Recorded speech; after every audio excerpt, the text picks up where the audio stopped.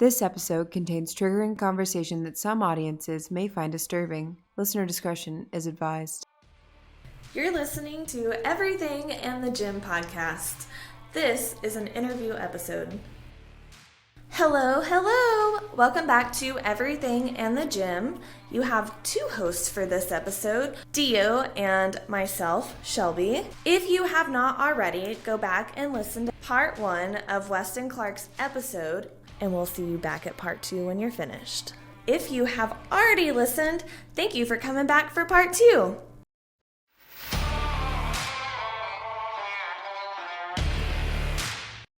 This is like a Joe Rogan linked one. Okay. So you've told me some of the stories, but I want you to tell her and the listeners what is some of the craziest experiences you've had in life, and I want you to at least give two of your craziest experiences. How weird do we want to get? The weirder the better. It has to be crazy. I don't know about that. Okay, maybe not that weird. Okay. Because I gotta think. Because I can get weird. All right. Oh, we're going? Okay. Right. Biscuits and gravy. Okay, so 3. You have to have 3? I have to have 3? 2. You want 2? Okay, I can do 2. But okay. The third one you have to do the one with when you were in the dorms. Do you want 2 or 3? In the dorms. With the mask? Maybe. Oh, no, I know which one you're talking that about. one. Oh, we're getting spiritual. I want that spiritual. Okay. That one's good. Do they all need to be like that? No, Okay, cool. They don't have to be. Cool. Okay, so me and my buddy Cade, good Christian boys. We don't drink, we don't smoke, we don't party. Just not about that life. And if you are, it's fine. I'm not trying. It's just not me. Yeah. My thing it was pound a bang or a rain at like 2 a.m. and just see what the night happened. My ADHD with his legal blindness, we got into some weird stuff. But he's not actually legally blind. He's just close. Love you, buddy. But anyway, we would go walk around downtown San Angelo by ourselves. And we would just walk around. The sketchier the area, the better. And so we're walking by, and I can't remember what store we were outside of. I think it's on the corner of Twig and another one. Anyway, and there's a bench there. I'm about to knock this whole thing over, yo. Dun, dun, We good? dun. Still good? Cool. Anyway, and there's a bench outside the store. And we saw someone sitting like this, leaning on their knees. Yeah. Over it. And I thought it was a statue. Okay, so I start to walk closer to it because I'm an idiot. And as I get closer, it's a person. And I found that out by them reaching out going, Buenos noches! At 2 a.m. It's flipping dark outside. It's okay? Huh? He's supposed to see more. He said Buenos noches, and I'm telling you, I have not nearly peed myself more than in that moment, nor have I been closer to punching a homeless man out of my own ignorance. You know what I mean? I walked up on that guy, and he just, Buenos noches! Oh, dude, scared the mess out of me. Okay, that's one. This feels pretty tame. Yeah, I was about to say. It's tame. Yeah, the craziest one is the one at the end. Start. The craziest one is the one. Okay, I wouldn't even say it's the craziest. I think I have crazier. Oh, okay, then we might have to do. If I told you about the Starbucks at 5 a.m. in the middle of nowhere. Was that with a group of friends? Yeah. Yeah, you told me that. That's a good one. Do you think the other one's crazier? Do you think the dorm one's crazier? I think the dorm one might be a little crazier. I think it is because it's like. Okay, anyway. No, I don't know. Now we're just being rude. We're talking about it and then we're not talking about it. Both of them are equally as crazy because. Okay, I'm only gonna. I feel like I have to tell both. Okay, so we'll talk about the Starbucks one. Okay. First off, spiritual realm, real. Demons, angels, all of that, extremely real. And I know this because I've seen it like you're sitting in front of me. Yeah. Have I told you this before? No, you haven't. Oh, cool. We're getting real weird. Okay, so there was one night, there was actually one morning. So, a buddy of mine needed to go to the airport. He was flying home. And this was while I was at Bible school, okay? And so me, my roommate Bryson, this guy, and his friend, we all get up and we're going to the airport. It's early, okay? And Starbucks opens at 5 a.m. And he knows this because he's a barista at the time at Starbucks. Yeah. And so we pull in, and for some reason, it's always a Starbucks and a T-Mobile in Dallas. They're right next to each other. And so, but like, there's literally like nothing around us except for this Starbucks and this T-Mobile, and then like nothing else on our way to the airport. Which sounds weird because Dallas is like everything everywhere, you know? Yeah. But for some reason, it's only the Starbucks and only this T-Mobile, and it's the only two things lit up at this point at 5 a.m. Cool. So it's like 5:04 or whatever, and the Starbucks is barely open. And so we pull in, and it's my vehicle and one other vehicle that we can only assume is the workers, because that's the only two vehicles there. We walk in, and we all make our drink order, and we realize that there's somebody sitting in the corner of the Starbucks. And it's this older guy. I would say a white guy. You know, I would say he's Caucasian. You know, he's of Viking descent. You get what I'm saying? He's a white guy, and he's got like realtor books, like all spread out in front of him, like he had been there for a while. Okay, so there's this guy sitting in the corner of the Starbucks, like he had been there for a while. The Starbucks at this point maybe been open 10 minutes, not enough for you to be like, I've been studying here for like an hour, but that's what it looked like. Yeah. And so we get our drinks, and my buddy's is wrong because he's a coffee snob. First off, you can't be a coffee snob if you're getting mad at the fact that Starbucks messed up your order. Starbucks is the fast food of coffee. Okay, Yeah. like if you're gonna be a coffee snob, go local. Just saying, that's just facts. Also, support local business. Hello. Bearded barista. And so we order our drinks, and his is wrong. And while we're fixing his, this guy walks up to us. Now, my size, right? I'm aware that I'm a bigger guy, okay? But at this time in life, I was not, okay? I was 6 foot already, but I was like 6 foot, like 190, maybe. I was a smaller guy. I did keto. I did keto right after high school and went from 190 to 175, and I was like no muscle. It was terrible. I looked like a prisoner of war. You have to show me. I look like a POW. I probably do if I like really looked at it. Anyway, and so this guy comes up and starts talking to us, and he's telling us all about this book that he's reading, this real estate book and everything. And we're just like, okay. Like, we're just trying to get this dude to his flight on time. So Michael's up there. This guy Michael is up there, and he's, basically telling this barista how to make his order. And we all didn't realize it, but on the back of his shirt was lyrics to a worship song. And he goes, "Oh, y'all are Christians." And we're like, yeah, like we go to Bible school here in Dallas. And he goes, "Oh, okay," and then starts speaking in Spanish. Oh. No Spanish, bro. Like, Yeah. I took a couple years in high school, no Spanish here. Neither, two other ones, Bryson and then the girl that was with us, no Spanish. Michael, on the other hand, by the way, is from Maryland. He is whiter than I am and has bleach blonde spiky hair. Fluent in Spanish. Pursued it on his own. Loves the language. Fluent in Spanish. Michael's the only one who knows what he's saying. And so this guy's doing all these crazy theatrics, right? Talking, way up here, going out here, going out here. And finally, he slams his fist on the ground with his head down. Well, right when he did that, my gut was like, something's wrong. And he looks up, and his eyes were nothing. They weren't black, because like black is something, right? Like you see like a black stove or something like that. Like that's something. But this was like, it wasn't like his eyes were black like you see in the movies. It was like you were staring into nothingness. That's crazy. In his eyes. And he didn't have that before. He had just like normal eyes before. But he looks up, and his eyes were nothing. And I'm like, oh my gosh. So I start doing what I know what to do, which is speaking in tongues. Okay? Very spiritual person. Holy Spirit gives gifts. If you want to get into more of that, we can. But I start speaking in tongues. My buddy, the girl that was with us, Morgan, she starts speaking in tongues. My buddy Bryson just starts screaming worship music at this guy. Hands up in the air, just yelling it. And me and Morgan, we look like freaks, bro. Straight up freaks. Michael is frozen. Just like dead stiff. And the poor barista must have been freaking out because, like, first off, this dude starts speaking in Spanish and being super theatric. He slams his fist on the ground. We all freak out and start screaming in another language. both of us aren't saying the same thing. My buddy Bryson is just hands in the air screaming worship music at this guy, and Michael is dead stiff. Well, this guy leaves all of his stuff and runs out of the building. Just runs. And we're like, first off, obviously all of us got the same gut check. So I'm like, yo, you felt it. You saw it. Well, technically saw the lack of it. Like, there were no... It's like looking into pure evil, essentially is what it was. And so Bryson was like, I saw it. Morgan was like, I saw it. And I'm definitely like, oh, I saw it. Well, Michael starts to tell us that he's quoting this certain scripture.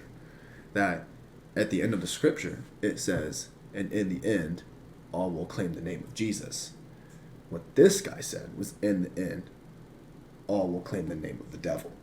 But he didn't say El Diablo. He said something else. He said like another name. I think he said like the equivalent of Satan or something like that. But that's when he slammed his fist on the ground. That's whenever he says that in Spanish. Well, Michael's the only one that knows what he says. The rest of us have no idea. But whenever we noticed that we looked up and his eyes were just like gone. Yeah. We knew something was off, and then all of us were like, we need to like go for this. And so we just start screaming at him in tongues, and he runs. And yeah, no doubt that dude was actually a demon. That's not like demon possessed, like a demon. Yeah. Considering like we walk in, it's like 5:07, 5:08, and he's already there and had been there for a while. It was like he was waiting on us. I feel like that's something you'd see in like a TV show. 100%. You ever seen Nefarious? No. Oh, You should that's a watch good it. one. No. Have you ever seen Supernatural? Yeah, Jake Okay, loves so Supernatural. in Supernatural, whenever the demons, like their eyes go like black. Yeah. Okay, so think about that. But you know how there's like a little bit of like a reflection and stuff, Yeah. and it's not like, oh, they're black eyes, but like think about that, but like empty. Yeah. That's what we saw. That's wild. You'd like Nefarious. It's Nefarious is wild. it's such, it really is like, it's both like a wake up call to the realness of it, but it Yeah. also is just like when you watch it, you're just like in shock. When the first time I watched, I couldn't stop watching. Like usually Yeah. you would get tired watching a fell movie, asleep. but I was just like this. I was just like okay. First time I watched Nefarious, I fell asleep. You fall asleep a lot when we go to movies though. I didn't fall asleep whenever you and I went to a movie. During Love and Thunder, I didn't fall asleep. Because we were true bros. When me and Cade went and saw... Now, granted, okay, so me and Cade went and saw the Spider-Man Into the Multiverse, the second one. falling asleep around me?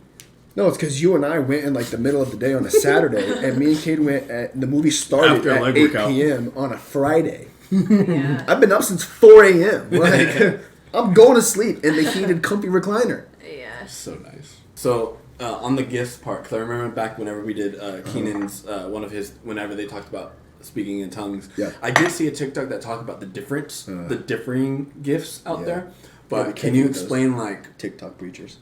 yes, there's a lot of You got some wild ones out there. there. I always pray for discernment when I'm looking at TikTok. Like I honestly do kind of like purposely Okay, skip so them. discernment, that's a Yeah. gift. So Yeah. in that moment, whenever his hand hits the floor, we don't know what's being said, and our gut gets checked. That's what I mean. Like that's the discernment that we're talking about. It's just like it's an inner. It's not knowing. It's knowing. You've used that word with me. Yeah, you have multiple times. discernment. Yeah. You have crazy discernment. Yeah, that's another way. It's like It's being like able to if you- recognize when something's going on with Yeah, anyone. like yeah. when okay, so like if you've ever gotten a sticker from Shelby, and you're like, I needed this sticker in this moment right now. That's essentially. I'm just gonna be real. That's Holy Spirit using her to get through to you, whether you and her recognize it. That was one of our first big conversations It was. we had. And It I was. was like, And I was just like, hey, I don't know if you believe in this or not, Yeah. but like Holy Spirit's using you to bless people, and like that's just that. And she's just like, okay. yeah, I was like, okay. But Have y'all had to talk about the stuff we talked about yet? no. Okay, we can get into that later. This is cool. I'm enjoying this. Yeah. Okay, so we This have is usually how our conversations start. Like Yeah. we start like being funny, we talk about the gym, and it's just like, so let's. no, get dude, weird it's and so. let's get I will spiritual never and let's forget. get all Jesus in Never it. forget the conversation me and him had on the treadmill because he was there for like 30, 40 minutes. We were just talking, Yeah. and like I don't even know what brought it on. We were just joking around, and then all of a sudden we just started talking about like his spiritual experiences, talking about the church, talking about work, all that stuff. We went on such I've a had deep conversation. quite a few demonic experiences. I've never had an angelic one. I know they're real because I haven't seen one. I've heard one. I'll tell that one at the end so we can end on a happy note. Okay. That one's really cool. That one's like, oh, that's awesome. Why can't I have that? You know? Because Yeah. it wasn't one I had. It wasn't. Well, you'll see. You'll see. It's cool. Okay, so let's get into this next one. Wait. You had a question. I was going to say... The difference in tongues? Okay, so there's prayer language tongues, Mm-hmm. right? So that's what me and her were doing. But That's how do you that's learn called. that? It's not a learning. I don't have no idea what I'm saying. My human brain is not like I could literally be completely thinking about something. I've heard it else, so many times. and in- all of at that's church, just at their going. church. It's a completely unique prayer language to you between you and Holy Spirit, and that is something It like, can even- you that can- that is a honestly. Here's the thing: is that would be a completely separate podcast because I could Yeah. take 2 hours of that. Yeah. It's so Just crazy. explaining that, and then honestly, like being like, let's debunk some stuff. Yeah. You know, Well, we'll have you back for another episode. maybe the next one we'll talk about the gym. Honestly. But so there's that one. There's also the gift of tongues with interpretation. Mm-hmm. Okay, so that one is a corporate thing. So the first one is the prayer language one. That's a personal thing. Okay, so that's just between you and God, and that's all, that you and Holy Spirit, God, Jesus, Holy Spirit, same thing. Trinity, 3 in 1. You know, if you want a really good resemblance of the 3 in 1 thing, you watch The Shack. That is a hard movie to watch. Hard, dude. I have not watched it as a parent for a reason. Yeah. Have you seen I it? think, no, I haven't seen it, but I've heard things. Or I remember when it came out, Yeah. hearing things Dude, about it. that is not one I have not watched as a parent on purpose because I honestly don't know if I would make it through it. Yeah. Not in one go. If you need a good cry, you Maybe. need to let out some emotion. Right. I'll just think about middle school. No, I'm just kidding. Don't Just do watch that. Game Plan by Dwayne Johnson. That's a stupid movie. Cinnamon? I'm allergic to cinnamon! Of course it would be. Cinnamon! Boston Rebels. Boston Rebels! It's like auditioning for the Game Plan too, right here. I could be the iceberg. Give us your best molder.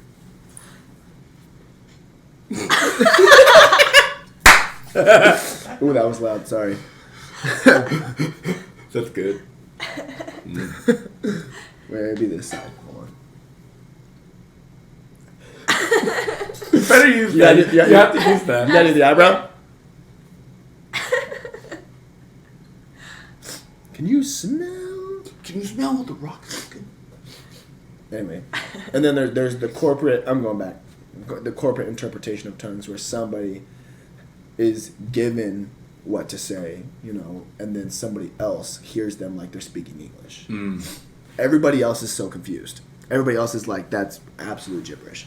And then somebody else is like, that's a word from God for the congregation, and I know what he said. And then they stand up and they give the interpretation. And that's often used to prove that like God's in the room. Yeah. If it's pretty not, crazy. if it's not already obvious. I've heard So Keenan that's- speak in tongues that's- a lot, and there's a lot of members from YA that do it too. That is like the two, like people will be like, speaking in tongues over the microphone is wrong. Speaking in tongues, whatever, hippity hoopla, whatever. They'll tell you every which way that speaking in tongues is wrong, but it's literally in the Bible. Like Paul says, I speak in tongues more than everyone, and I don't do it enough.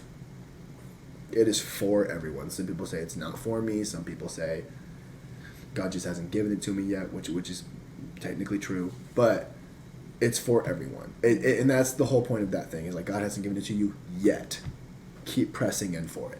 But it is for everyone. And honestly, it is just one of those things that like when I'm feeling anxious or when I'm feeling down or when I'm feeling like everything's burying me and stuff like that, that's like my go-to thing is I get in my car and that's just all I do. That's interesting. And it like, Yeah. it like legitimate, because it really is.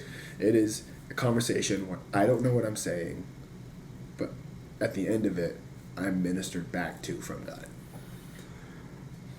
And oftentimes, I'm gonna keep going. And Yeah. oftentimes, when speaking in tongues, it's often used whenever you don't know what to pray. There's something going on, you need to pray, and you just don't know what to. That's my go-to as well. Like, I need to pray for somebody, and I don't know what to pray. speak in tongues, the Lord gives it to me, and then we go. I don't think I've ever heard anybody speak weird. in tongues. It's different. Yeah. It's weird. very different. To be honest, it's weird, but here's the thing. Holy Spirit's not weird. People are weird. Yeah. That's what I people say get that all wrong. the time. And I get it. That stuff, it's out there. You're not going to be able to tell me that it's not. I know Yeah. it's out there. But this is stuff that you can't get me to change my mind on it. One, because it's too personal. Two, I've seen this stuff literally used. I've seen healings happening right in front of my eyes. I've seen demons get cast out of people. I've been a part of demons being cast out of people. And it's not anything I'm doing.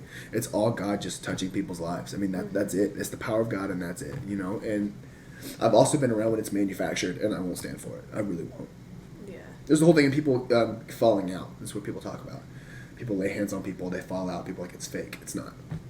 It gets faked for people to seem more spiritual. And at CFNI one time, somebody put their hand on my head. The pastor put his hand on my head, and his ministry crew, the people catching, told me to fall because it was on camera. I leaned back and told him no, and I stood there by myself. Wow. Not doing it. Yeah. I will not fake it. You should watch the movie Christian Revolution on Netflix. And it's just you won't catch me faking it. If I go down, I go down, and I have. They had a lot of that happening a couple weeks back. You Yeah, told me. It's Yeah. crazy. it was such. I'm telling It's you, real. it was, And like you can't. Here's the thing: is with that specifically, it's one of those things where you can't explain to people how real it is unless they've experienced it themselves. Like I know right now, you're thinking Yeah, it is. That's like, weird. It's way over my head right now. that's fake. Yeah. And it looks fake. It looks like people are just flopping on the floor. It really does, and some people do. Yeah. And that's wrong. And those people are wrong for that. Some pastors out there, some people doing ministry, will fake it. They'll push you. I've been pushed before. I've pushed back. The guy put his hand on my head. He started pushing, and I thrusted my head forward against his hand. You're not going to push me down. Yeah. I'm not going down. It's not happening. I've been pushed down before. I was caught off guard. I was worshiping with my eyes closed. And unfortunately, it was a professor at CFNI was running around, and there were some people going down for real. She touched me, and she pushed me onto the floor. I got up, grabbed my backpack, and walked out. In the middle of a class. I will not fake it. Yeah. It's too precious. It's cool to hear though. It is. And like, cause it's new to me. Yeah, no, for Yeah. sure. Yeah. For sure. I watched an old, this was really cool. We had a whole week called the Healing Conference. It is, it's my knee, dude. It is, Stop. for real. it is prayed over, and it is like interceded for by people around the globe for this week of healing that happens every year. And this old lady, old lady, walked in with a cane, and I watched her throw the cane away and sprint around the room. Wow. It is a big room. Yeah. Literally, steps and all, threw the cane down, ran down the steps, ran around the room for the first time in 30 years. That's amazing. She was like 70-something. Wow. And there are stories of other people witnessing limbs growing out. Like somebody doesn't have this portion of their arm, and they've seen it grow out. I want to see that. Yeah. That sounds fake. It sounds fake, and I know it does. Believe me, I know I sound crazy. I've seen, not that part, but I've seen other things that make me believe that's true. The preacher that was there that night, whenever they were doing those Yeah. healings, he was talking about like he recommended a book that also goes into depth about different things and experiences that It was a bug. I'm sorry. like that you would be like, if you read the book, you'd be like, no, this is all crazy stuff. But Yeah. like even being there, it's like that is something I did think about. I was like, what about something like that? Like, because there's a guy doing Dude, ministry. you can't. He was preaching, and he was limbless, no limbs whatsoever, no arms, no Yeah. legs, just on the table, just doing preaching. And he's like, "What do I believe I could be healed? Yes. Do I believe that's what he's gonna do? Probably not. It's like, because this is probably the ministry I have to do. Like, if I can find it, I'll send it to you. But here's the thing: I need to interject real quick because God does not cause you to lose limbs so He can use you to preach. God uses you losing limbs to preach about it. He turns a bad situation good. He does not cause bad situations. God is good and only does good. What happens is people say that situation happened because God is wanting to do something different. That's crap. God, all He does is take a crappy situation and turn it good for you and everybody around you. But He will not cause your house to burn down. He won't cause a family member to die. He won't cause sickness to get your attention. He won't cause financial failure to get your attention. He doesn't need your attention. But He wants it. Yeah. And honestly, you need to give Him your attention. Yeah. Because if you don't, where else is it going to go except for things of this world? And that's going to wreck you way more. Yeah. But I had to interject real quick because I'm glad you did. It was too, like, you weren't saying that. Yeah, I didn't. I knew it, but I didn't say it. Could be perceived as that. Yeah. And so I just had to, like, be like, oh, hold on. I used to, because that's a misconception. That's a misconception that God causes bad things to happen to get your attention. It's crap. It is crap. If that bad thing causes you for Him to get your attention, that's great. But He's not going to cause something bad in your life to happen to get your attention. I used to say that too much. It's like that was my go-to because that's what I thought, and I brought it up to him, and then he corrected me. He or not corrected me. He educated me on that, and so like it was corrected. I'm trying to make you. He corrected me. I'm more than fine with being looked at as somebody who corrects people. Yeah, I'm not going to let you walk around with a false image of God. That's not. That would be wrong of me for you to do that as my friend. Okay, tell us your other crazy experience. So we're done with all that other stuff? I think so. I guess so. Okay, anyway, so CF and I am, this is my third semester, okay? This is like right when we get there, Yeah. okay?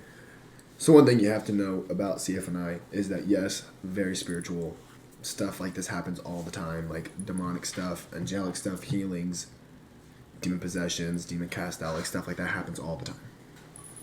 So, for like 3 months straight, I would have like these really crazy, vivid sleep paralysis dreams. Like terrifyingly vivid. And I remember in those dreams feeling fear. Like, I'm scared right now.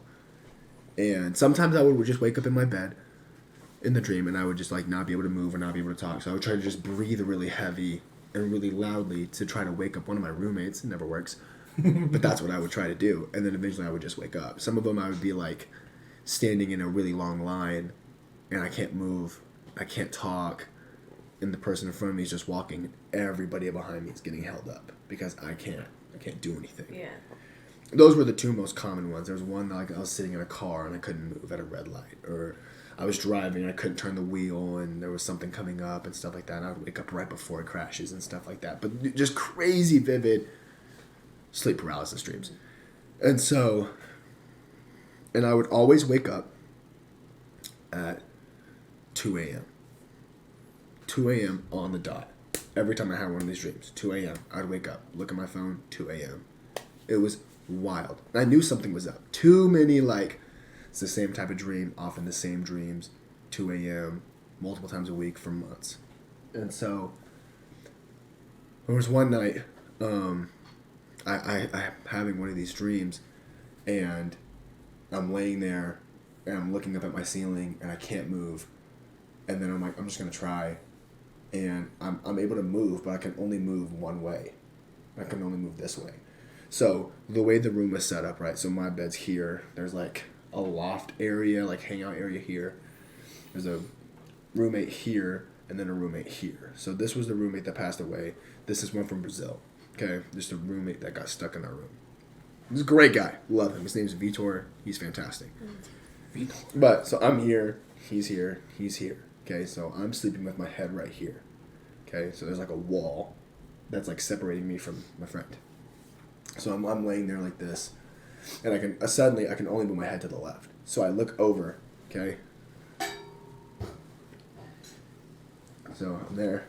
I look over, and just like I'm standing at Dio, there is a figure like a black cloud, looking like a human figure, about my build, my height, with red eyes. That's it. No face, just red eyes staring at me. That's creepy. I wake up. I'm looking up in the air. I'm aware that I'm awake.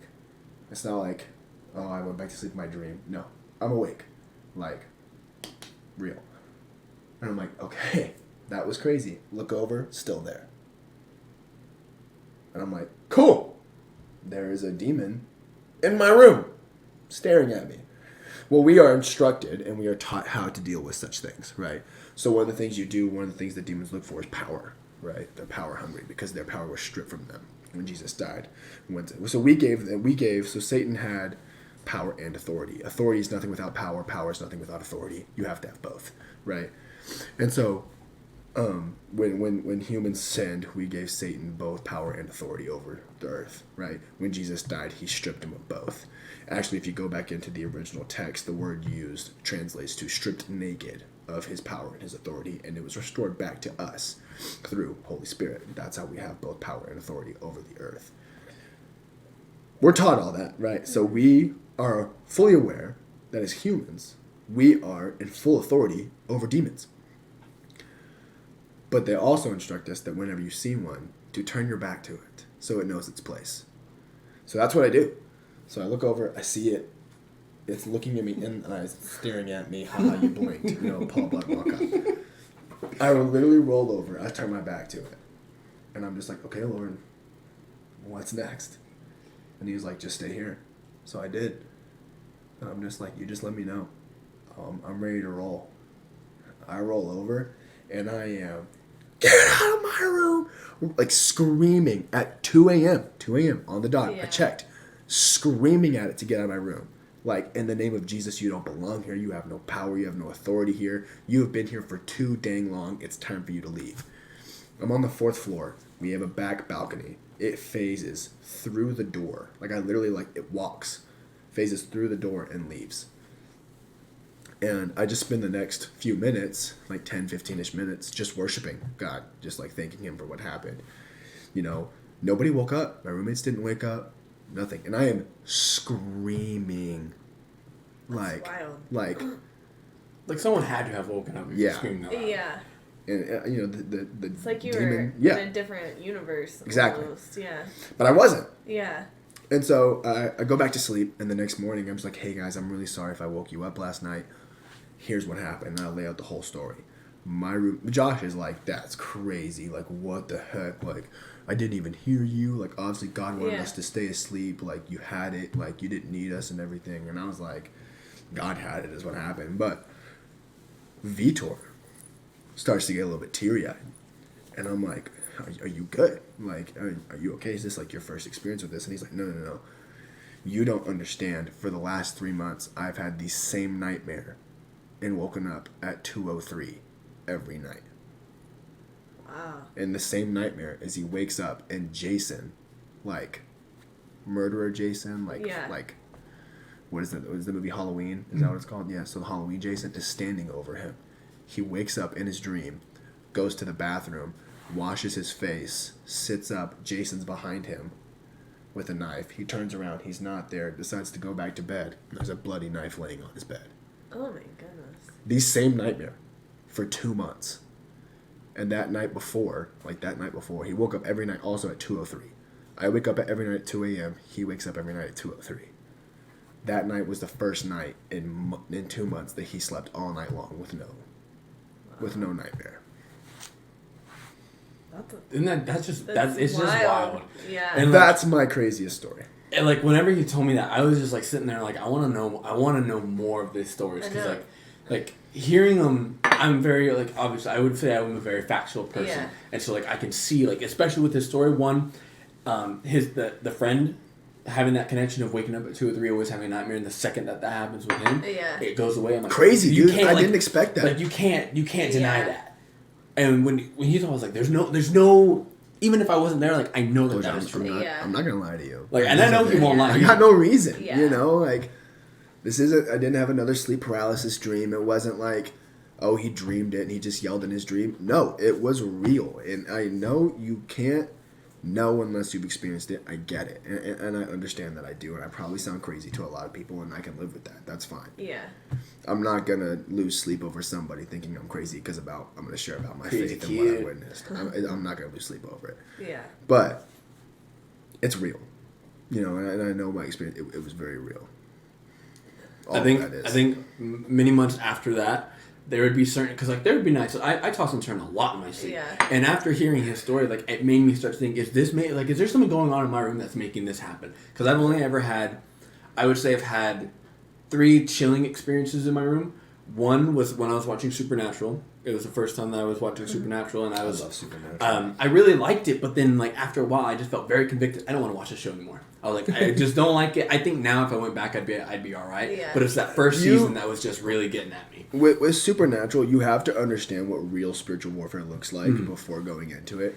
And also that how they depict angels, how they depict demons, how they depict God is just all wrong. And you have to take the show as a fictional thing as it is. But they also, what I enjoy about the show is, one, I know it's fictional. One, I know you don't shoot demons with the freaking rock salt and they go away. Like, that's crap. You're not gonna keep them out by making a salt circle. Like, that's stupid. That's a bunch of, honestly, it's voodoo. Yeah. All that stuff, the salt circles, whatever, all that stuff, it's voodoo, and that's where all that originates from. It's not biblical. But they also do it with every religion.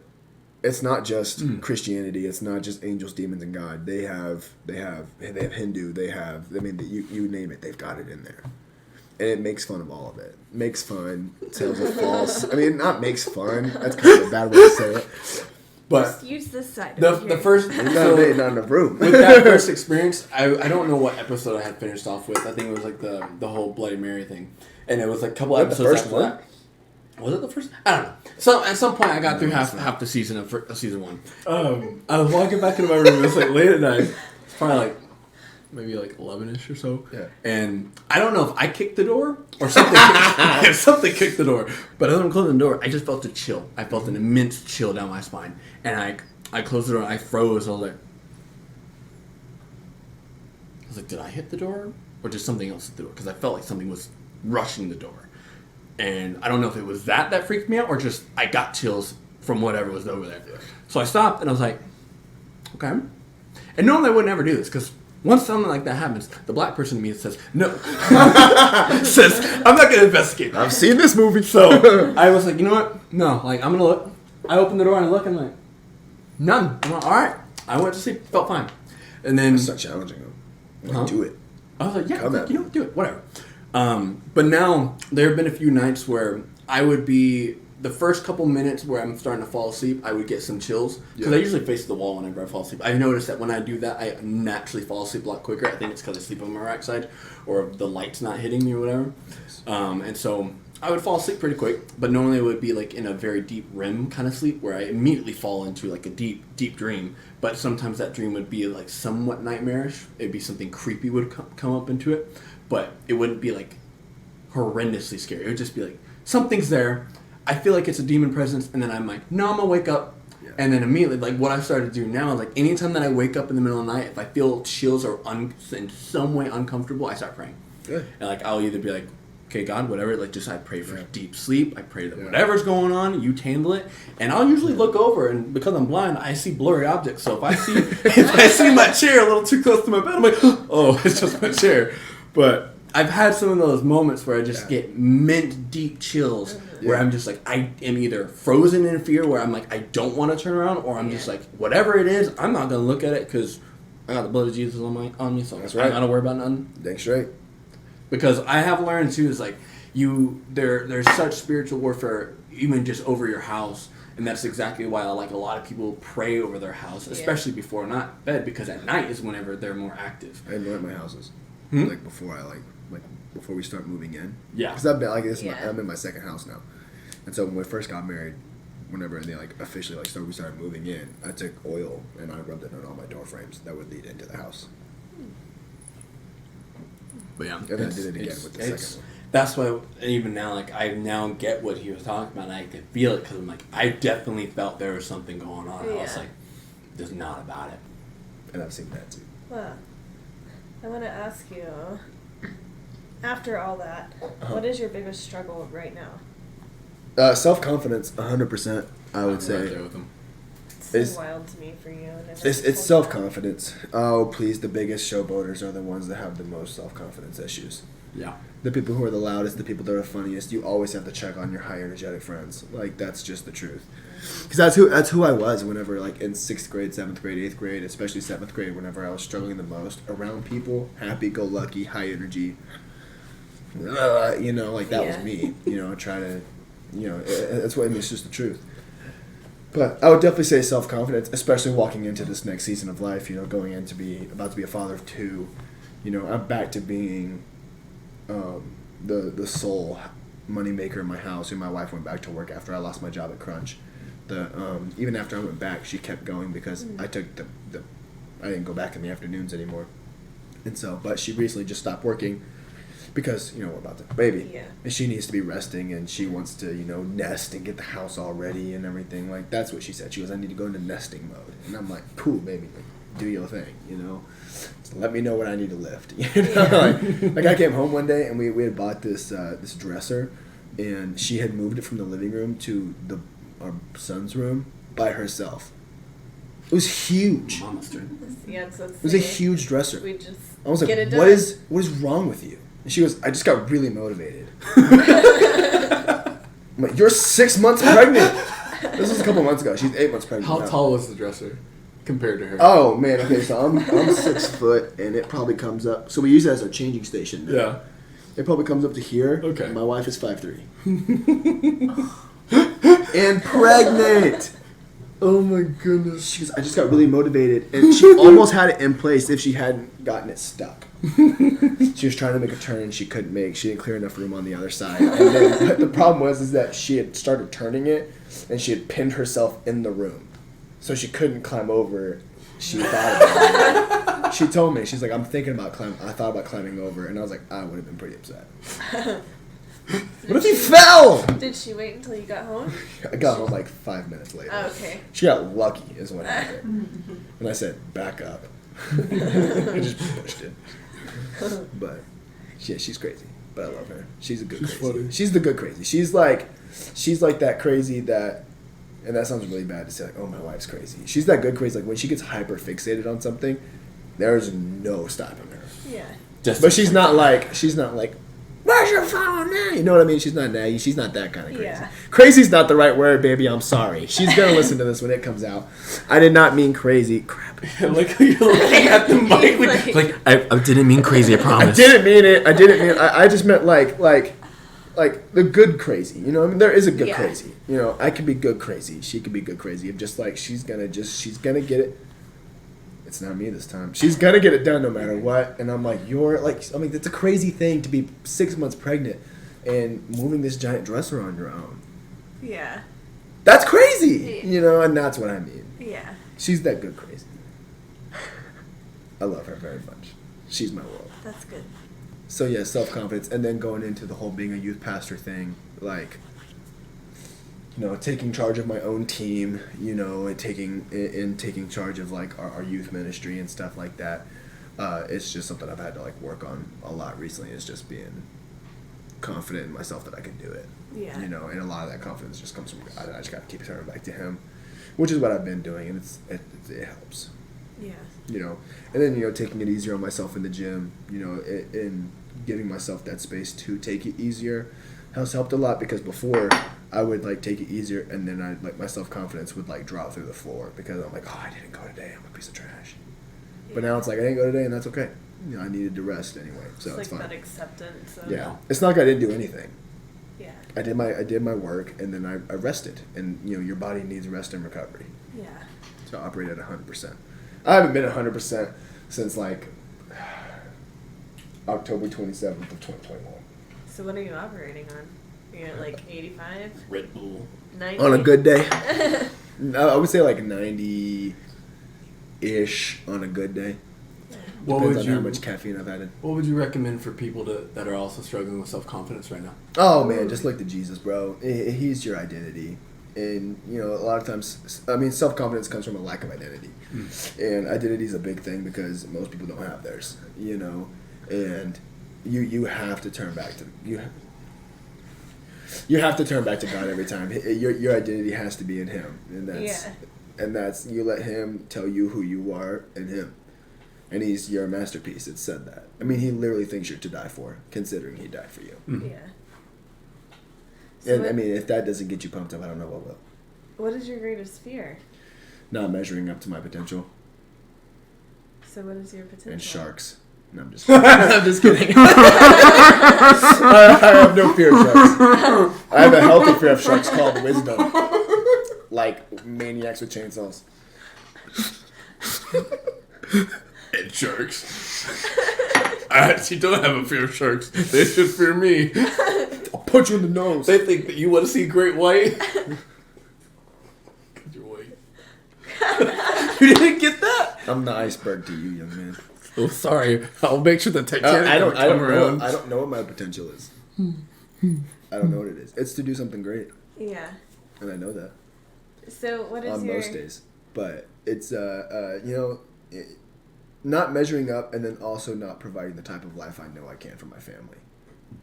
You know, we're on this planet. We're called not to just survive. We're called to thrive while we're here, and I'm not okay with just getting by.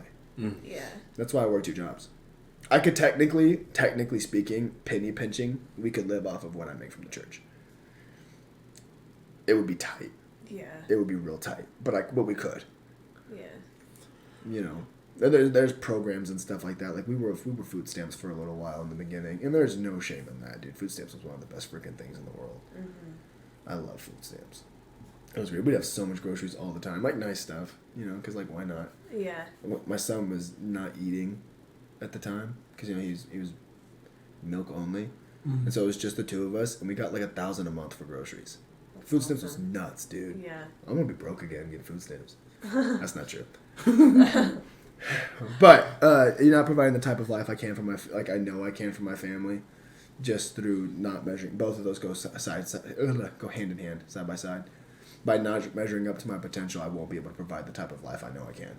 Yeah. And what that looks like, I don't know. But it's not to just get by, and it's not to just make it in this world. It's to enjoy my time here, you know, and enjoy the things that God has put on this world for us to enjoy. I want to travel. I want to see what God's created. I want to see the mountains. I want to see real trees, you know, not mesquite bushes like we have around here. But like I want to see like redwoods and giant sequoias, and I want to go and I want to see Venice, you know, in Italy. You know, I want to go see the Colosseum in Rome, you know.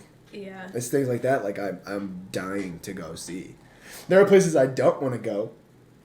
You know, I don't want to go back to India. I've been there. Yeah. I don't want to go back. Matt, It's just not for me. what about the mother Russia? You like to go to No, Russia? They have vodka. I'm sure. You don't drink. I don't drink. We've already established this. What am I have- gonna do? they- Look at it? They have wow. watered down. What they a have- clear. They have what a Ursa clear bears. liquid. They have bears. That's pretty cool. Burly men. I wanna who see a fight bear. I would love to see a bear. Jake's seen a bear. I want to go back to Colorado. Yeah. I want to go to Colorado in the actual winter. But I would definitely say those are my answers. It's not like heights. I don't have a fear of heights. Yeah. I've box jumped on top of an 11 story. This sounds crazy. Okay, so I was already on top. Okay, there's an 11-story Did you parking. say box jump? Yeah. So here's the thing: is I didn't jump obviously from the ground up on top, but Okay. me and my friend went up. Like. We went up a stairwell to the top of this 11-story parking garage in Dallas. It splits Elm Street and Main Street. It's like right in the middle. And do you know which one I'm talking about? Yeah, with like the hexagon looking things all over it. It's 11 stories tall. At the top, there's like the concrete wall, and there's like probably 1 foot to 1.5 foot square like columns. I box jumped on top of that You're insane, and dude. just kind of stood over the floor. My fake glasses I bought at Walmart fell off my face over the ground. You're just like, yeah, this is... I used to have a fear of heights, and I don't allow Yeah. myself to have that anymore. I just I've also been escorted out of the Sheraton downtown Dallas for trying to get on the roof. But because I had to use the restroom when we got on the top floor, we got caught by security. Oh. And he told me if I ever came back, police would come get us. You should So go back. I'm banned. I'm currently, probably not really, but as far as I know, banned from the Sheraton Hotel downtown Dallas. I don't think they'll know. I don't think I've been on the roof before. It's really cool up there. There's a helipad. It's dope. That's awesome. But I do not have a fear of heights. I'll Yeah. climb like anything. if I So, what is your Logically. can. You have to use wisdom, but what is your like greatest achievement or like your proudest moment? oh man, I mean, I'm a dad. It's a cliche. Holding my son for the first time. My wife saying yes to me whenever I asked her to marry me. You know, being able to get married as a virgin is a big one. Yeah. It's a big one, you know, and getting to only know that part of life with one person is like, oh my gosh, I don't know how people do it. Like, to be honest with you, I don't get it. The emotional connection, it's too much. I will definitely say like I envy that in a lot of ways because I know that that's such a precious thing to get to experience, and like you still get to experience a lot of the same things, but it's like it's just something different. Yeah. Well, and it's nice because that's something that my wife and I share. Like, that experience is something we both share. And so that part of life, the two of us only know with each other. And that is beautiful. Yeah. And people don't believe me, but that's fine. Yeah, because doesn't It's not happen. normal. Yeah. It's not normal. Yeah. And we're aware. But I also got married at 21, so I got married really young. I know. But, does that count as like greatest moments and whatever. achievements? Like, does that like You're it's right. like- suffice? That doesn't count. I'm not satisfied. I need something better. Oh, okay, sorry. But I mean, I did the dang near impossible. No, I'm just kidding. in a way, like if that's what you see as like your greatest Yeah, dude. achievement, I that's mean, that's like, your greatest achievement, bro. I'm 24, and that's young, and I have a very beautiful, healthy baby boy and a very beautiful, healthy wife. And Continue. I'll do it after.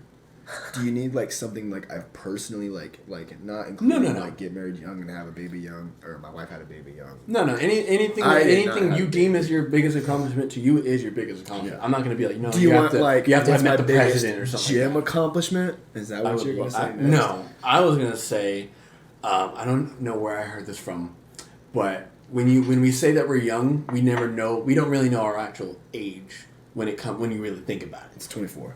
No, hold on, let me finish. So we don't know we don't. It's something from a book. I promise. I'm not crazy. You're about to get like all like extra lives on me and whatnot. Philosophical, maybe. So we have we have an age span. Most people live to maybe like 90 something to 100, 120, right? So God, I hope not. if they're like 20, they're definitely young because that's their time span. Now let's say. You're about to say like, okay, so like 24 years, but I died when I'm 26, so I died later. Yes, so then you're technically you would be technically old. Yeah. So that's what I was saying. I was just making. So a dummy. okay, so young in the grand scheme. I don't plan on dying anytime soon. I plan on living a very happy, long, healthy life.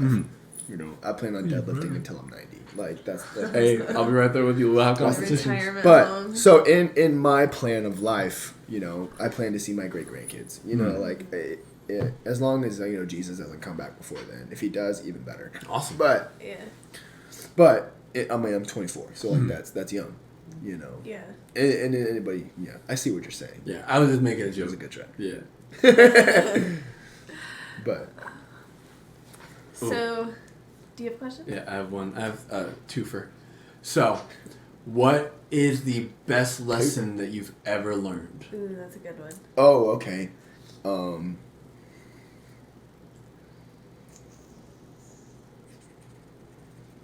When trying to make a difficult decision with your wife, you go with the strongest conviction. Elaborate. Yeah, so do you have an explanation? So I'll give you one. This when me and my wife were dating. We were dating for about a month, but both of us knew we wanted to get married. Like we knew, you know. And I wanted, me and my friends. This was before Dio. Me and my friends wanted to do a bodybuilding show. Now my wife has one sister and her two parents. She comes from a 4-person household, no brothers, and does not. I mean, she cares about the gym, but it's not like the rest of us. You know, those of us who are like a gym culture. Yeah. You know, and so for us, bodybuilding is a sport, very much so. You train for it very hard. You know, bodybuilders are athletes. I believe that through and through. You know, because it's very difficult. You have to have a lot of discipline. Yep. You have to, you have to have that. And so, you know, it's something I wanted to challenge myself with. Our friend group was going to challenge ourselves with and everything. And she had a problem with it. She had a problem with me being up there, you know, with my shirt off, flexing in front of people. And looking back on it, it's completely fair. You know, we weren't just like dating just because we were dating. You know, like we were planning on getting married at some point. You know, we started dating in July of 2019, and we got married in October of 2020. You know, we wanted to get married December of 2019. Like that was our we wanted to be, you know, quick. Yeah. And so, anyway, so we is like our first real fight was over whether I was gonna do this or not, and she was like, you need to go talk to somebody about this, and I was like, if I decide to do this, I need you in my corner, and she was like, I don't know if I can do that, because she just didn't like it. And so I went to my dad and I was like, look, this is what's going on, like this is the conversation. And he was like, and you want to keep her happy, like you want to stay with her and everything. And I was like, of course, like I don't want this to be the end of the relationship. And he was like, and you're planning on like marrying her, right? And I was like, well, I'm not just dating to waste time. Like I've done that before. No, thank you. You know, I've dated from a broken place and I hurt someone, you know, and that sucks. I hate the fact that I did that. And he was like, okay, then this is like a marriage advice. He goes, when y'all are at a crossroads, you go with whoever has the stronger conviction. You go with whoever feels the strongest about it. And in that moment, it was her. And I knew that. And so I decided not to do it. And that is, I mean, that lesson is something I carry into. We don't really have like hard differing opinions on a lot of things. Like we're pretty much like on the same agree page. On the same page about pretty much everything. Yeah. And if not, then we hear each other out, and that's what we do. We go with the stronger conviction. And I would say, as far as like marriage wise, that would be one of the best lessons I've ever learned. What about personal life? Personal life? I mean, that's the same thing. My marriage life is my personal life. What? I'll ask this. What have you learned in yourself? Oh, okay. I guess I shouldn't phrase it like that. Because I was like, I mean, he's not wrong, but that's not what I meant. You mean like me that I apply to myself, like on a daily basis? Yeah. Oh, I'm glad you rephrased my question. Well, it's like on the outline. Perfect. Yeah. to respect myself. That's Respect myself and like what I've been through, and not like belittle it to myself, yeah. and like love myself. Yeah. But I would definitely say like beyond just loving myself, but like to like genuinely respect myself. Stop putting yourself in the box. Yeah, and like quit people pleasing at your own expense. You know, because I mean that's a chronic thing I still do. You know, is I'll do whatever I can to help you, even if it means I break my own back. You know. Yeah. I mean, I've literally given somebody the shirt off my back before, and that's not to like make me look like any like great person. I drove home with no shirt on in the He middle gave of me winter. his shirt once. That's true. I have. You're. I wasn't wearing it, but Yeah. I think you and I talked about he's the person. Like, Oh, if 100%. Anything, it's like, you can call Weston. But I also think... also I when you turn think- 21, carry a gun. This world's crazy. You never know what's gonna happen.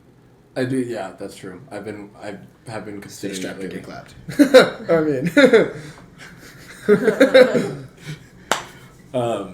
even though I don't have it on me right now, and I feel like such a poser because I don't. bro, you got these guns, dude. You're always Anyway, strapped. I would definitely say that my greatest life lesson that I've learned, and honestly, it's one that I've learned young, because I am young, but also like more recent, is that like I've got to like respect myself Yeah. as a man, not just like as a person, but like as a man. Like I am married and I have a child. I'm a father to somebody.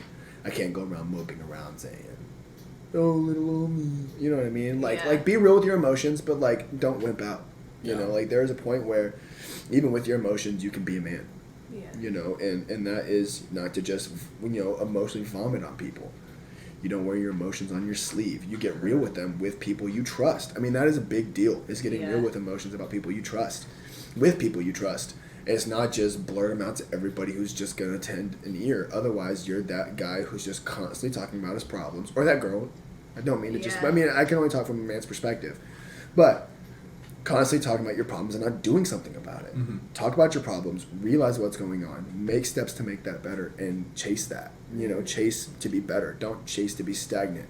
Quit looking for validation. Quit walking around with the victim's mentality. I did that for years. It doesn't do anything. Yeah. victim's mentality does nothing for you. Besides make you look like a wimp to everyone, to be honest. Yeah. Quit walking around offended. Get over it. You're special, but, like, not to that person. Not to everybody. Yeah, like, your opinion's not the bottom line. Mm-hmm. Yeah. And my thing is, the Bible is the bottom line. And that's what I choose to believe. And that's not the same thing for everyone, and I get that. That's fine. I wish that wasn't the case, but, like, free will. That's the way it was created to be. It's free will. That's why bad things happen to good people. It's free will. It's not God. God can't just snap his fingers and make all bad go away. You also can't start marking things off your list, because the next thing you know, you're the one on the list. You're the next thing. If you start taking all the bad out of the world, eventually you're next. Yeah. You can't do that. You can't. The reason why bad things happen to good people is because of free will. And it's also why good things happen to good people. It's why good things happen sometimes. And then not everything is a thing. Sometimes things are just nothing. Somebody was mad at you, it has nothing to do with you. Yeah. It's not like, oh, this is beef now. No, they're having a bad day. You never know what just happened. It's the narrative in your head. Yes. Mm-hmm. Yes, it's that thing, that video that guy is like, never contribute to malice, but you can just contribute to ignorance. Yeah. Some people just have their own life going on. Accept A lot of people have a lot everybody, going on. Everybody has their own life going on. Your problems aren't the only thing happening in the world. They're the only thing happening in your world, and that's valid. Yeah. And you can feel validated in that. Your problems do suck. Stuff just sucks sometimes. Bad things suck. But you can't just walk around just yelling at everybody, and you can't make everybody else turn to what makes you feel more comfortable. Mm-hmm. Yeah. You just can't. That's not how this all works. And that's one of my things that I get so frustrated about today's day and age is that everybody just gets so offended about things. And I'm like, pump the brakes. Like, just like, whoa. And then, riots and stuff like that. Like the world looks like it's crumbling down to its knees, Like, it's terrifying out there sometimes, But my thing is just like, first off, take a breath. Like, you gotta calm down. Like, I'm not gonna tell somebody to calm down, but like, let's social media, breathe for a second, I think dude. social media elevates that a lot. Oh yeah, no, they only focus on the bad. And, like, do you know how much good stuff happens? Like, those TikToks where they specifically will record someone doing an act of kindness, but people will frown on it because it's like, why did you record it? Like, well, because if you really look at it, how much good stuff is out there. If you're that afraid to record, it's like it's just not seen.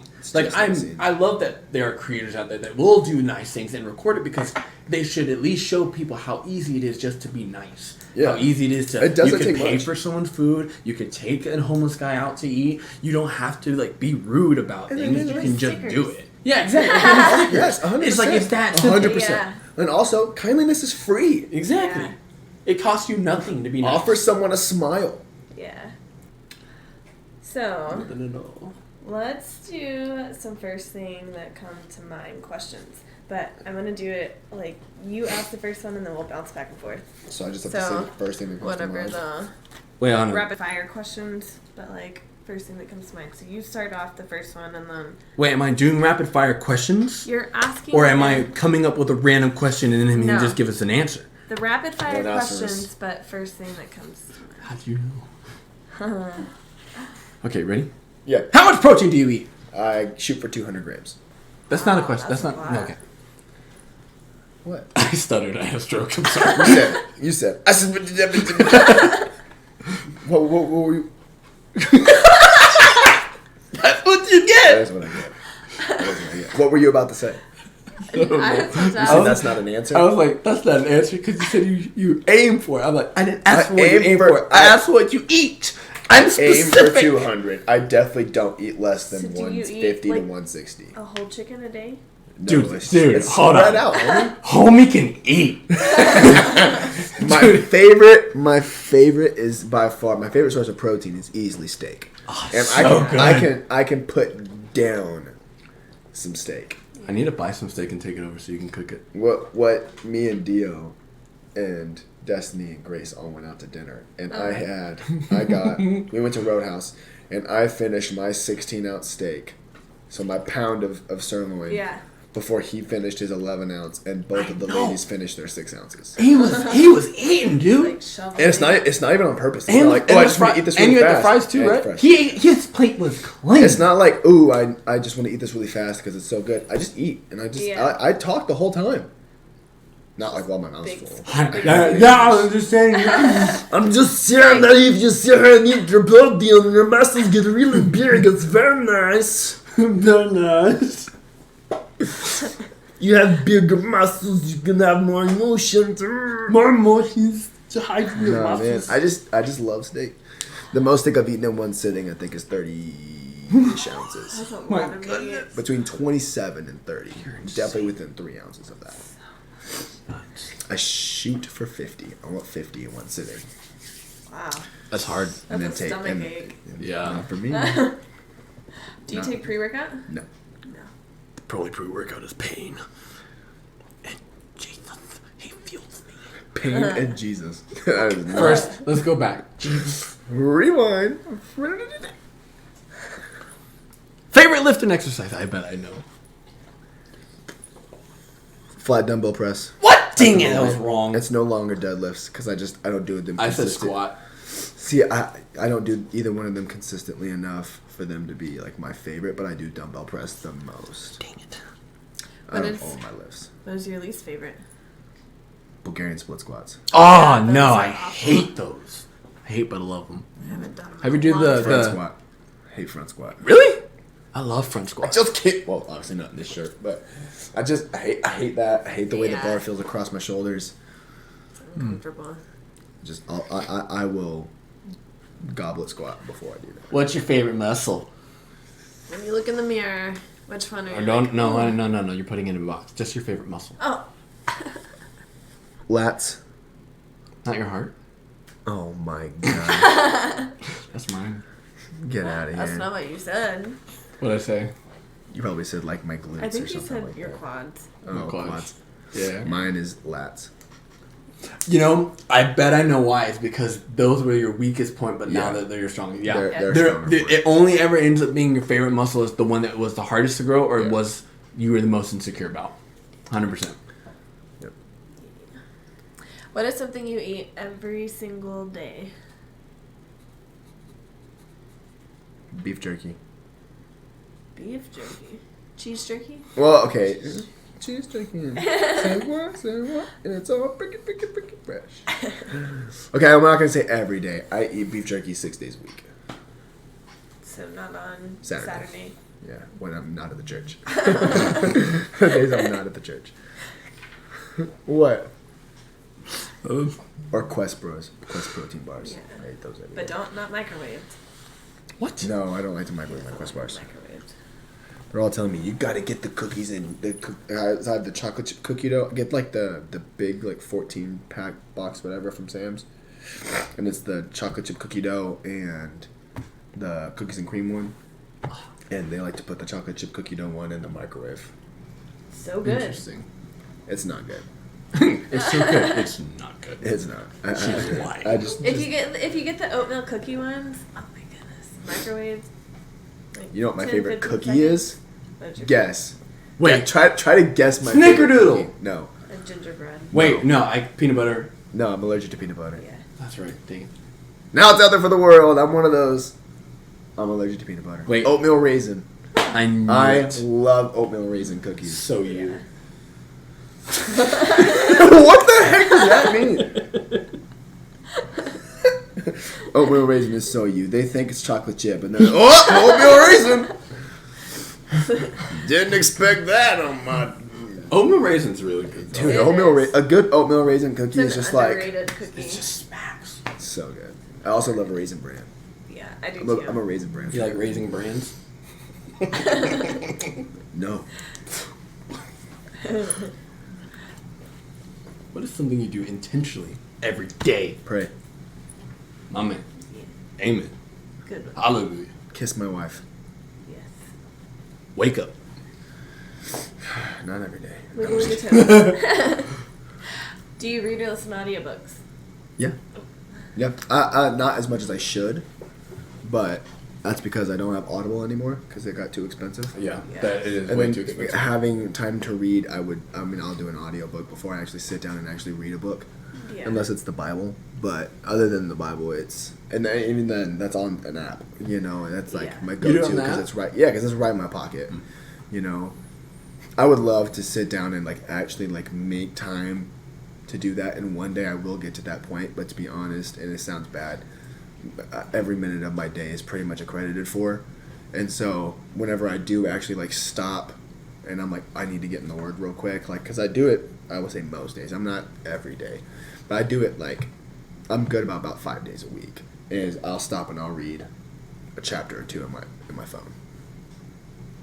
That's been what I've been thinking about doing. After last night, I was like, I need... Dude, the I wanna- YouVersion app, bro. Yeah. The Bible's in your pocket. 'Cause I Every do the translation, every devotionals language you every can think day. of. Yeah. If you need a good laugh, just read it in Hawaiian Pidgin. What? Oh, bro. Is that an actual thing? I'll read to you. I'll show y'all after. You being for real? It's so funny. Hawaiian Pidgin, bro. It's a language. It's not a translation. Oh. What? But as far as audiobooks go, I like financial books, like ones like to help you like Rich Dad, Poor Dad. Rich Dad Poor Dad's a great one. Not religious, but you would say religious books. There's one called Dress to Kill by Rick Renner. It's fantastic. It's teaching you about wearing the full armor of God and what that really means in your life. What the belt of truth and all that is and everything. And so helmet of salvation, shoes of peace and all that stuff. What that really like applicably looks like in your life. What's it called?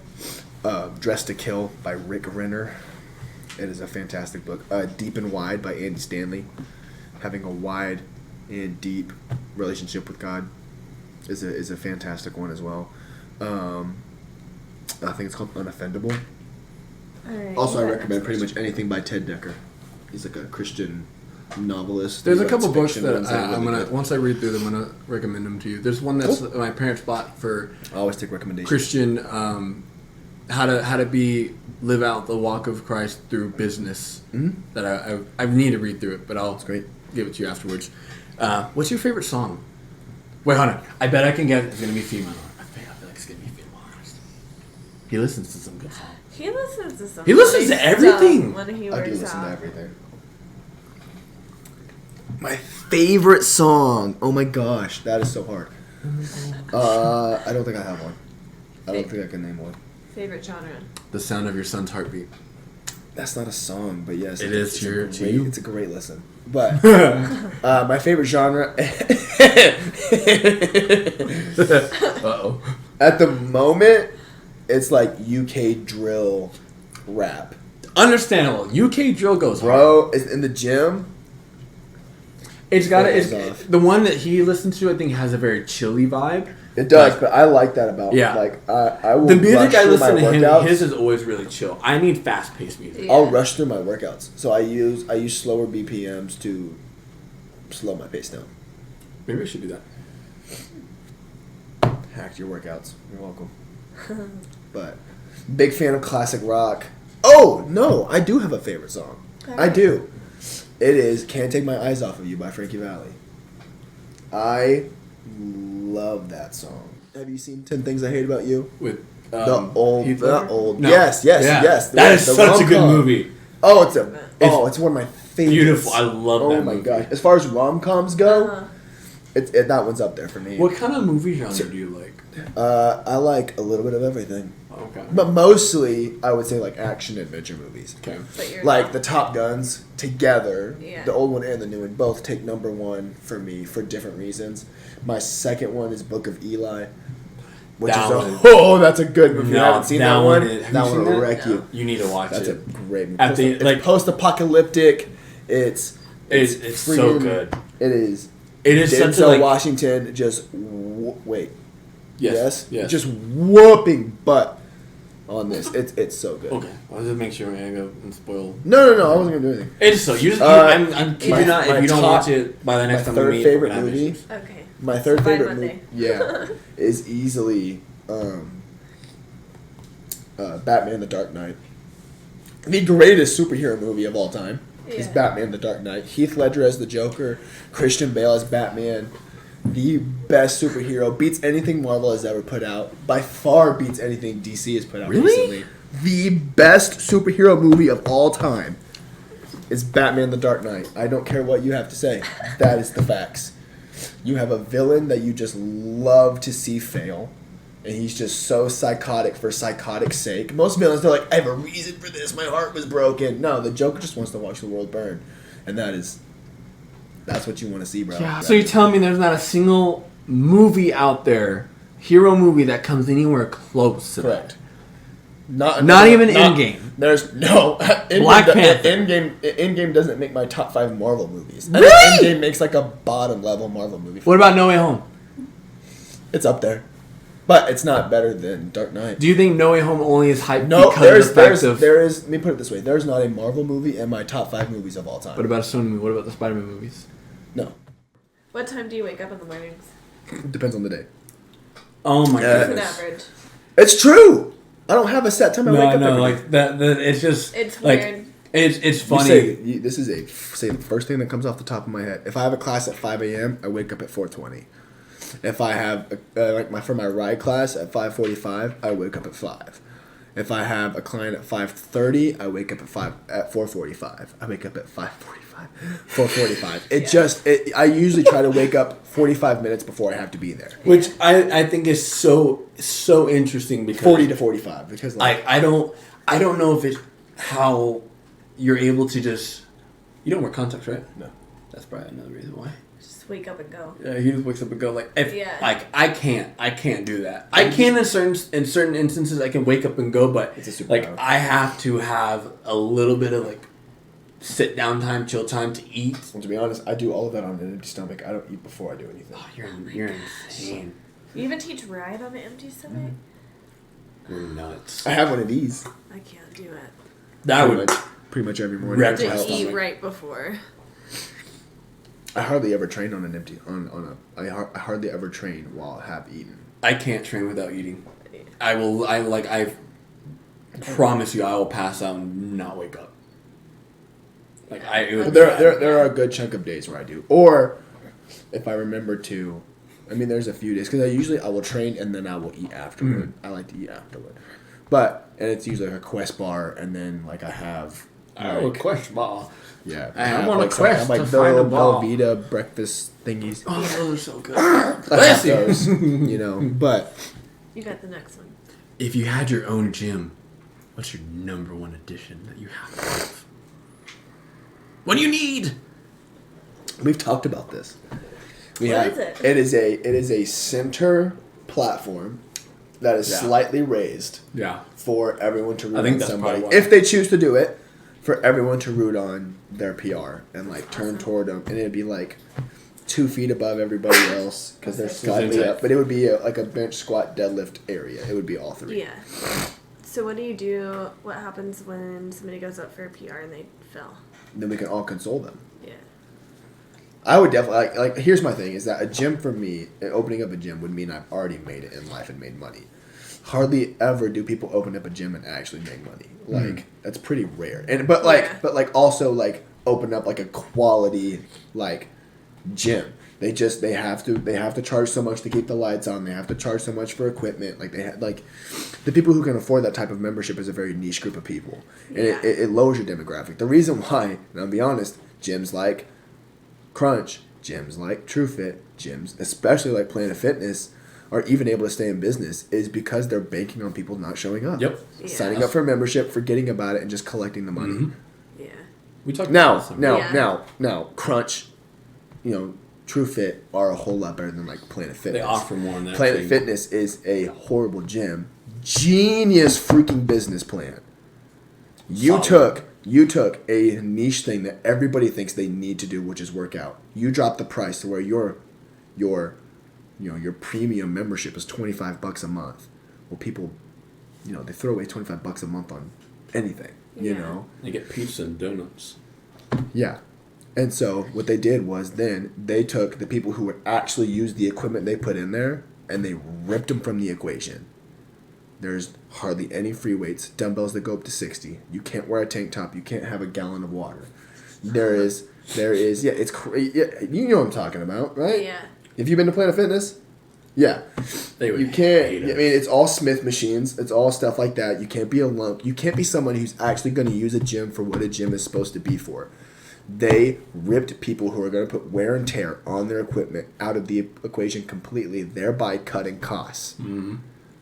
And We cost crunch money, like big time. We are wear and tear, and they're having to replace it. We are Yeah. making them lose money because of that. yeah, and so, but horrible. Here's my thing: if you go there for the gym, it's great. I love that for you. You're being active. If you actually consistently go to Planet Fitness to You go, can get some soft but workouts the in too. business plan of Planet Fitness is not for you.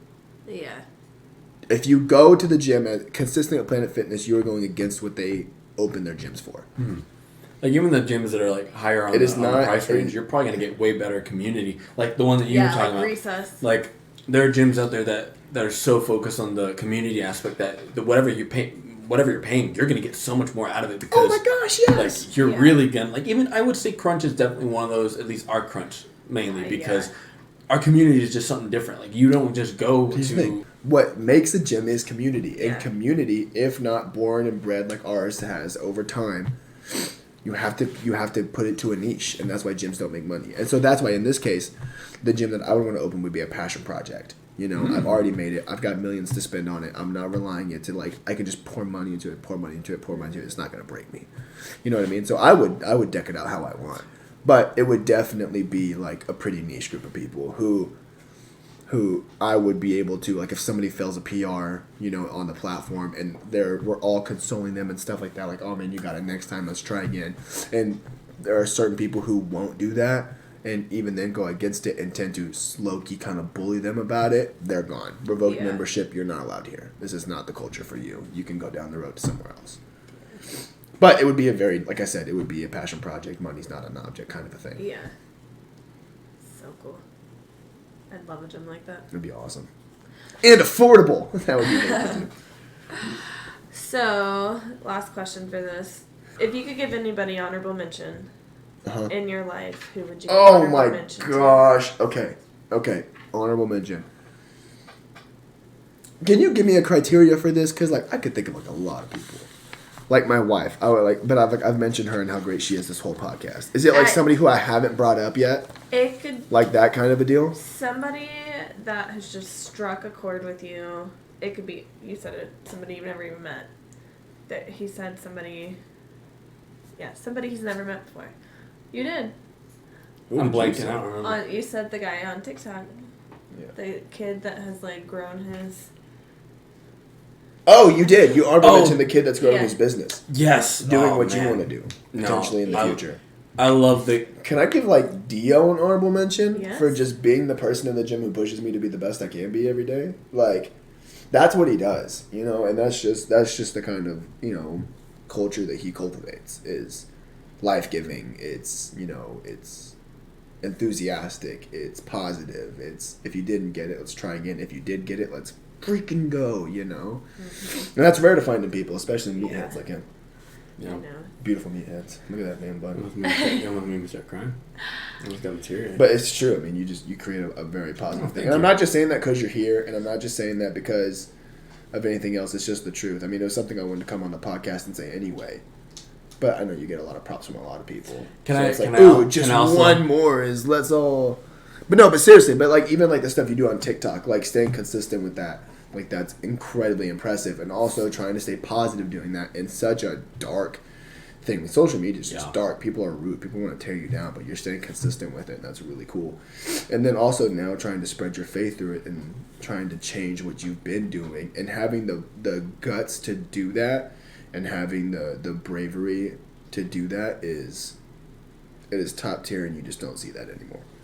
You just don't. Too many people are just little whiner babies and don't want to change anything because they're scared. Yeah. And if you just live in fear all the time, like what's the deal? Like, Yeah. like if you just live and you don't chase anything, then you're not living. You're just here. Like you're just existing. surviving. Yeah, exactly. You're just existing. That's not living. It's the whole thing of everybody dies, but not everybody lives. And what he's doing right now is he's living, you know. And also at the same time, just like braving a long distance relationship. What do you think? Not just a long distance relationship, a long distance, being a fiance and trying to pursue like getting married and grow your business to the point to where you can move off and get married. Hire this man for freaking PT, dude. Like, I don't know, if you're not, what are you doing? If you can afford it and you're not hiring him, you're just an idiot. And I make it affordable. I stand by that. Programs are fun, and I will hype you up a lot, and it gets me get personal. Can we give more honorable mentions? Who else? Or do I need to stop? Like, are You don't have to we stop. done Do so? you have somebody else? I could probably think of something. I could probably think of some. I feel bad. I feel like there should be people I think of, but like I'm not. Somebody who's like impacted my life. Is that like the kind of thing? This is so broad. I know. I but hate it's it. Let's say someone in the last 3 months has done something that you're just like very extremely proud of, whether it be something accomplishment they've done or something that inspired you because of their action. Oh, okay. Taryn. Really? Yeah, dude. Taryn motivates. Like, oh, she does. She needs to be here. That girl. She may be. So you can see it. Sometimes she's scared to go for certain lifts. Oh yeah. She is, but she just goes for it, dude. And it does push me to like work harder in the gym and stuff like that. And when she gets she gets to add, like I'd be looking looking at how much weight she's doing and stuff like that. She's killing it, dude. Yeah, I've You're been killing it, impressed. She's crushing. She's in with 100% me. crushing. She came in with me this summer, and she's Yeah. been my little buddy through it all. She And won't be little Well, anymore. then She's just gonna be being she's so just like She's gonna be a it's swole buddy. so many people and they shouldn't do this, but they do, and it's pride, and it's mostly dudes, but it's not just singular to us. But they come in and they don't want to listen to what other people have to say. They can't be corrected. They can't be teachable. Being teachable is just like, dude, if I hate school, but I love learning. Like, Yeah. you have to be a learner till the day you die. Otherwise, you just start getting stagnant and you're lukewarm. You got to stay hot for stuff. But Taryn is one of those people who, Yeah. I came up and I would be like, hey, here are some tips. You don't have to take them, And I walk up and I'm like, hey, plant your feet, squeeze your glutes, drive through your back, pretend like the bar's not moving and you're pushing yourself down. Yeah. The weight throws up, and dude, she soaks up the information and Oh, then yeah. she applies it. She'll put learn. 10-pound plates under her feet so she can reach, because some Yeah. of those bitches are tall. They are. Benches. Some of those benches. I heard it. It did sound like I said that. Some of those benches are tall. I thought we got him. I thought we had him. No. Well, I'm glad that you did, but I really thought it was. For real though, Taryn and just crushing, and then hiring a PT to even take it even further, that's just mad cool. Yeah. Plus Jasmine's dope, so. Oh, it's good to see her out in the world now. It is, bro. Yeah. I'm just like, There's so many people right now that I'm like, okay, we've got to soak it in. I've got to soak in like every moment with you guys. I know. I like this one. He's leaving. Stop and it. I'm like, Stop it. he is gonna cry when you leave. I'm gonna be extremely sad. But you have to tell I'll us. quit. You have to give us like a 2-week notice. And I've already thought about this I'm gonna give you because all I notice. If you I could need just to be leave. able to throw Just you. dude, give us the old Irish goodbye and just walk out. I am Irish. I could do that. He talked about just leaving. Just leaving. There have definitely been times where I'm like, I could totally That's an Irish goodbye. I could totally just like be like, I'm out. Like I kid you not. I will come find you.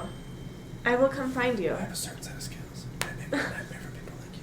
What? Oh, okay. Liam Neeson.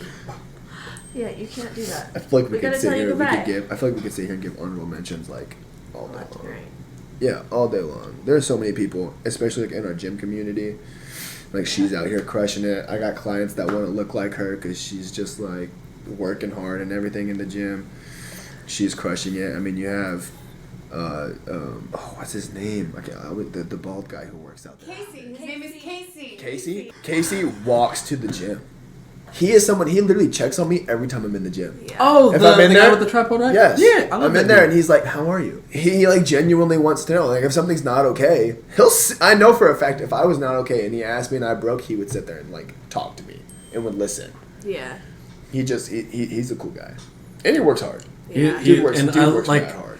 normally, I'm so glad y'all knew who I was talking about. normally I'd be the same way. I've met him before. It's been a long All right. Yes. Okay, no, I have a question. I'm not part of the podcast. Yes, you are. Do you... No, Did you muffin ever yet? in your life think that you'd be where you are today and appreciate who you've become? Oh, if I could go back and tell myself things, it would definitely be keep your head up. It's going to be okay. But also be freaking buckle up. Freaking buckle up. Because my original school, here's my thing. Here's my original plan coming out of high school. No, it's fine. She's like, oh no. Oh, sorry to you. You got a lot of editing to do, I guess. But my original plan coming out of high school was go, because I did not have enough credits technically to graduate. I was on a lower graduation plan. So if I want to go to college, I had to go to junior college first, and then I could transfer after 2 years. Yeah. So my plan was to go to Howard here in San Angelo, go to my 2 years, and then move over to ASU and go for kinesiology and business. And then God was like, "You're going to Bible school," and I was like, "Oh, great." And I went to Bible school, and it was fantastic. And I came back, and I thought honestly I had given up because I wanted to be a PT since high school, but not since I was a little kid. Since I was in high school, when I was a little kid, I wanted to be a break dancer, which is really funny. But I also wanted to be in the military, but I have asthma, and they won't take me. But that's different. I feel like low key, like conspiracy theory in me thinks that like the army could cure me of my asthma if they really wanted to, but they're just being stingy. And I'm like, I have asthma, and they're like, oh, that sucks, you know, like. But anyway, God called me to go to CFNI. I went to CFNI. I did 1.5 years. When my buddy died, I came home. I was done after that semester. I got to preach in front of the whole school. It was really cool. Anyway, now I'm back. I always knew I wanted to do stuff with youth ministry. I always knew I wanted to be a youth pastor. Now that I'm walking into that, it's crazy cool. So now I'm doing like youth pastor and I'm being a personal trainer. It's like life is crazy, and I'm married, about to have 2 kids. If you had told me when I was 18 that at 24 this was all happening, I'd have punched you in the mouth. Because I was also really angry at the time. So I hadn't really fully gotten through that yet. There's a couple of doors that hadn't been hit yet, but A couple doors that or a needed wall. to dent into. Yeah, but yeah. But here's the thing: is that people tell me I'm super joyful, and that joyful had to come from somewhere, and it's pain, and Jesus turned that pain into joy. And that's just, I've been through some crap, and everybody has, and that's the whole reason that I love the fact that you're making this podcast. Yeah. Give people a platform to talk about it. Well, you and I had a conversation about this. You were one of the main people that really, I don't know, pushed the ball over the hill for me to do this. Because I remember you came and talked to me, and you were like, what are you thinking about? Or something along those contexts. And I was like, I want to start a podcast. And you were like, why? Or like, Like, do it. we got into the conversation of it, and you and I stood there, and we were looking Probably at, said, why haven't you yet? we were standing there, and we were like looking over everybody in the gym, and we were just talking about like every single person in here has something completely different going on. Yeah. And I was like, okay, That's why I'm people gonna do need it. That's why people need to talk to people more. Yeah. I mean, look Like- at all the connections, like with everything that's going Dude, on. for real. Yeah. Like the fact that I know her husband from back in the day. And I know. Like back when I was a child. Like Yeah. living like pre-RV. So I was like 6 or 7 back in then. This entire podcast is based on connection Yeah. and just conversation. Yeah. Yeah. It's dope. Just It- a connection now. Yeah. It's amazing what the right community will do. You have to have community. Community is too dang powerful. Church community, gym community, find somewhere where you can thrive and you feel welcomed and loved. It's too important. Yeah. It's beautiful. I'm done. It's beautiful. I swear. My closing statement is going to be one last question for you. Yeah. What is your best advice? If you could give advice to anybody Oh right my now, what gosh. is your best advice? Oh my gosh. I actually kind of already said it. It would be find like-minded people. Yeah. And if you're not in a group of like-minded people, then you need to get out because they're dragging you down. Find people that do. Also, go to church. Get plugged into a church that believes in the Bible, and that is loving people. That plain and simple. Jesus loved. Now we need to love. Beautiful. That's it. Just love people, man. All right, you guys, thank you for listening to our almost 4-hour episode, which is broken into 2 episodes. I hope you listen to part 1, or else part 2 makes no sense. Dude, for real. Make sure you like, download, and subscribe, And share it. and share. Play it on and repeat. You can find me on Instagram at WSTNCLRK. It's just my name without vowels. And then WSTNFT for Weston Fit. That's my fitness page. sign up for personal training. Oh, yeah. And at Crunch between 5 a.m. and 9 a.m. Have a beautiful day. Thank you so much for having me.